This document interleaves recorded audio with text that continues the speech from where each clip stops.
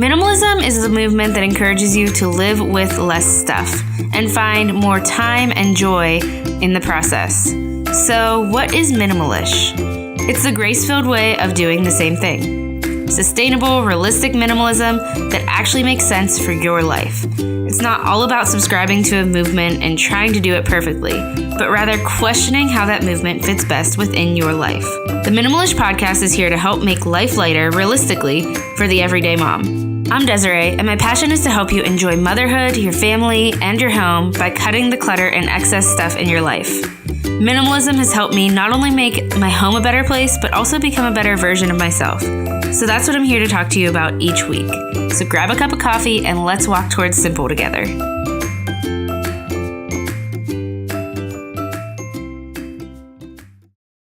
Hey friend, I'm Desiree, and you are listening to the Minimalish podcast. And today's episode is an intro for the rebrand of this podcast and also a preview. And in case you stumble upon it early, just know that the podcast is coming. February 6th will be the first episode of this new brand of the podcast that you've listened to before as the Minimalist Family Podcast. So first, if you're listening for the first time, let me quickly tell you who I am. I'm a stay-at-home mom to my little girl, Gemma. She is 15 months old and things are crazy. She's becoming a toddler and some days I'm like, what is going on? I just don't even know. But it's fun and I do love being a mom. I love it. And 1,000 times a day, I remind myself that this is the biggest blessing to be able to be Gemma's mom, even when the crazy comes. So I'm a mom and I also work from home. And I'm also a wife to my husband, Nick. And Nick and I started a podcast together in the fall of 2018. We started the Minimalist Family Podcast. We were hoping to talk about minimalism for families and how it can be done. But honestly, Nick is very busy. The school year started quickly after we started the podcast, and he realized that it was going to be really hard to try to record this together each weekend. So we decided that, that wasn't going to work. And I quickly tried to change the podcast and change the name and change the vision for it. I did it within a week because I wanted to keep going, but I knew that it couldn't be the same thing as it started if I didn't have Nick hosting with me. And once I changed it and once I started, honestly, I started becoming overwhelmed, and I felt overwhelmed by podcasting, by my new job, by motherhood. I'm sure you can relate. I took a break and I thought maybe the podcast does not need to continue. Maybe I need to focus on other things. But soon after, I realized I missed podcasting. I missed the little community that was built from it, and I missed talking to other really brilliant moms living a similar lifestyle. So I am starting again. And the word minimalish is a perfect description of the way of living that has completely changed my life. So last year around this time, I stumbled on the Minimalism Documentary, and this is just a short version of the story. If you want to hear the whole story about my husband and I becoming minimalists, go ahead to the first or second episode of this podcast under its old name, the Minimalist Family Podcast, and you can hear more about that. But we stumbled upon the Minimalist Documentary on Netflix, and my husband and I watched it. It changed our lives. Immediately, we looked at this documentary. We looked at the way these people were living, and we were like, let's try this. I think this is a good idea. So immediately, we decluttered everything. We had time off of work, and we took a week, and we decluttered. So while we decluttered right away, everything felt lighter right away. But we realized that minimalism was going to be a process, and it didn't just stop at decluttering our home. Since then, we've moved to a different state. We decluttered even more. We've moved to a much smaller home, and we accumulated things through birthdays, through holidays, and then we decluttered even more. And we've learned that decluttering is not something that just stops at one time. You're always going to accumulate more things, whether it just be paper or gifts, whatever it is, you're going to somehow accumulate, and you're going to need to declutter again. And we've learned to simplify seasons of gift giving. We've found the versions of minimalism that work for both of us. And honestly, our versions of minimalism are a little bit different. I'd say mine's a little bit less minimal than Nick's, but we've found a way to kind of mesh those together and really be happy in the home that we are living in and feel lighter because there aren't possessions bogging us down. Personally, I'd like to consider myself minimal-ish. I've completely pared down my wardrobe, and I basically wear a stay-at-home mom uniform each day. The recent Tidy Up series on Netflix inspired me to reorganize basically my entire home, but especially my kitchen. And Nick and I live in a 2-bedroom, small-ish home. Almost every room in our home right now feels decluttered enough for me, if I'm being honest, and life feels so much lighter than it did before. I feel happier and just lighter in general. And somehow in the process, though, I've realized that minimalism isn't just about having less stuff. It's about intentional living, too.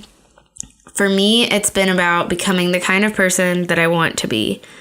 Somehow, dedicating less time and energy towards managing stuff has helped me focus on people and myself, on becoming the type of mom I want to be, the type of wife I want to be, and the type of friend and daughter and sister I want to be. So all of those things I just said, why minimalish? Like, why the ish? And the ish is because I don't want to define myself by the word minimalist because it feels legalistic in a way. I am far from perfect. I still like stuff. I still have stuff. I let my daughter keep a medium-sized bin of stuffed animals because she really likes to dive on piles of them. And sure, maybe she doesn't need that many. I'm sure she would love 5 stuffed animals versus 15 of them. But these are the things that bring me joy. And it's not like I bought them all for her. I probably maybe bought one of them, but they've all been given to her. And stuffed animals aside, it takes me time to decide whether or not to get rid of things. I'm not like a natural born minimalist who's just like, get this stuff out of my house.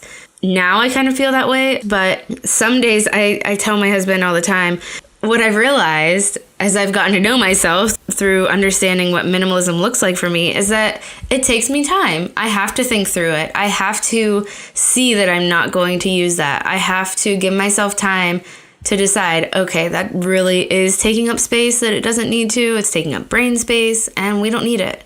And eventually it might make it to our doorstep, which then will make it to the donation center. But that's what minimalism looks like for me. So that's why I like the word minimalish, because it has more grace to it. And it allows me to be myself, be the version of minimalism that works for me. So maybe you're a mom who knows life would be easier if your house was less overwhelming. Maybe you know you'd spend less time cleaning, more time living the life you want to live and enjoying your kids and just like enjoying nap time because you don't have to clean the whole nap time if you just had less stuff. But is that even possible? It seems like these pictures of the perfectly tidy homes all over Instagram seem unrealistic to you, maybe. And maybe you just don't believe that it's possible. It's not possible to be minimalist. You have way too much stuff. It would take way too much time. And then your kids would probably not cooperate anyways. They'd still make messes. Friend, I've been there. I have thought through things the same way that you are. I've felt bogged down by my messes, bogged down by my stuff. And I felt like it's not even going to be possible to pare this down.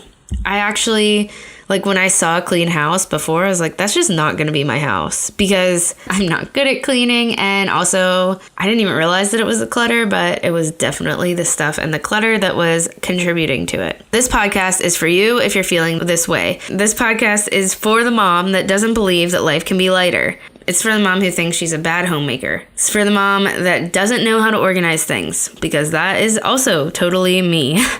And I've learned, guys. I have actually learned. Slowly, but I've learned. It's for the mom who feels like she never accomplishes the goals she sets for herself or the things she has set out to do because life is just too overwhelming for that. How can we accomplish bigger things if our house is overwhelming us? We are the same, friend. We are the same person if that is you, except that minimalism has changed the game for me. So if these things describe you, keep listening.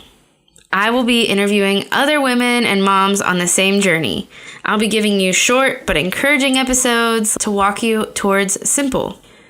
I know there are a million podcasts you could listen to, and I've personally had to pare down my subscription list because there were too much information that I could possibly consume in a given week. And I know recently some really wonderful, famous, influential people have been launching podcasts this year, and that's awesome.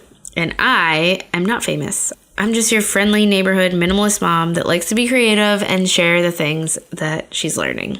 So that's what you're going to find here on this podcast. I'm here to share what it is that has changed my life and share that it is possible for you to simplify your life. And there is so much joy that comes with it. And I hope you'll find value and solidarity and grace here with each episode, because that's what I'm trying to provide. So my first episode will be coming out on February 6th, and it is actually an episode I recorded a while ago with Lauren from anorganizedlife.com. You should check her out. I'm going to link her profile in the description box here because she is super inspirational when it comes to organizing and minimizing your stuff, and our conversation is awesome. And it's really changed the way I am as a homemaker now. So that's one thing that she really loves is homemaking, and she's just so inspirational. She's such a real down-to-earth person. So definitely listen in on February 6th. Until then, you can find me on Instagram at minimalish_motherhood. All right, I will talk to you guys next time on the podcast. I really can't wait to get this thing rolling.